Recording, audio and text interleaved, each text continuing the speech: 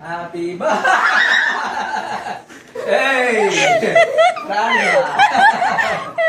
Birthday தெரியுமா? என்னடா இதுக்கு மொக்கைங்க வேலைகளை படிங்க. ஹாப்பி பர்த்டே அப்பாவே அன்சிகா. யாருன்னு தெரியல. யாரு பண்ணால? எப்ப சொன்னாங்க எனக்கு சொல்லுங்க. ஆதாரம் வேணும். எப்ப இவ கேக் வாங்க சொல்லி சொன்னா?